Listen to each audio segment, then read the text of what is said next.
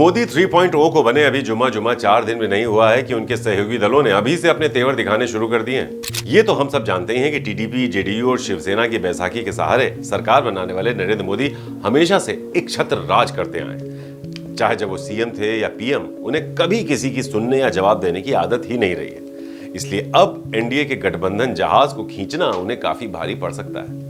सरकार बने अभी कुछ ही दिन हुए हैं कि एनडीए के सहयोगी दल टीडीपी ने अभी से बीजेपी को डराना धमकाना शुरू कर दिया है। क्यों और कैसे, बताएंगे आज की इस खास रिपोर्ट में।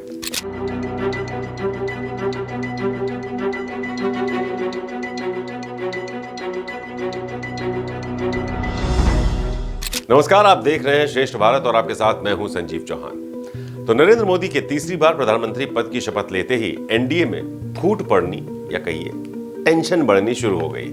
एनडीए के सहयोगी दलों का आरोप है कि सरकार में हिस्सेदारी के नाम पर बीजेपी ने उनके साथ नाइंसाफी की है। बिहार में एक सीट जीतने वाली पार्टी हम के नेता जीतन राम मांझी को तो मोदी कैबिनेट में जगह मिली है, लेकिन महाराष्ट्र में 7 सीटें जीतने वाली शिवसेना को सिर्फ एक ही मंत्री पद दिया गया है, और वो भी राज्य मंत्री का।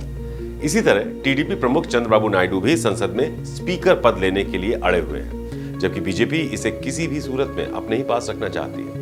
तो जिद पर अड़ी बीजेपी शायद ये भूल चुकी है कि इस बार उसकी पूर्ण बहुमत की सरकार नहीं है, बल्कि ये टीडीपी, जेडीयू और शिवसेना की बैसाखी पर टिकी है। अगर इन तीनों में से कोई भी दल सरकार से अलग हो जाता है, एक चुटकी में एनडीए की सरकार गिर सकती है। मौजूदा संसद में इन तीनों ही दलों के 33 सदस्य हैं और तीनों ही बीजेपी से नाराज हैं।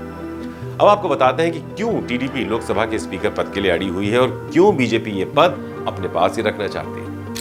दरअसल 1999 में जब पूर्व प्रधानमंत्री अटल बिहारी वाजपेयी की सरकार गिरी थी, तब से तमाम सियासी दलों को स्पीकर पद की ताकत का एहसास है, क्योंकि माना गया था कि अगर उस वक्त टीडीपी की जगह बीजेपी का स्पीकर होता तो वाजपेयी सरकार गिरने से बच सकती थी। अगर उस वक्त स्पीकर बीजेपी से होता तो वो वाजपेयी सरकार के विश्वास प्रस्ताव पर कांग्रेस सांसद गिरधर गोमांग को वोट ही नहीं डालने देते, जो कि उस वक्त उड़ीसा के सीएम थे।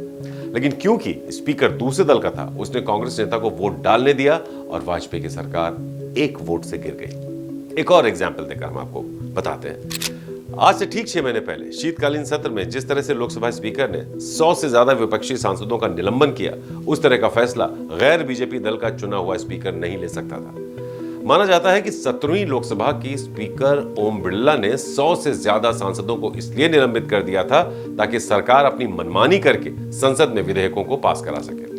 यही वजह है कि अब ताजा हालात में फिर से स्पीकर पद को लेकर एनडीए के अंदर ही घमासान मचा हुआ है। एक तरफ चंद्रबाबू नायडू हैं, जो हर हाल में स्पीकर पद अपने नाम करना चाहते हैं, तो वहीं दूसरी तरफ बीजेपी है, जो अपनी ही पार्टी के किसी काबिल उम्मीदवार को इस पद के लिए तलाश रही है।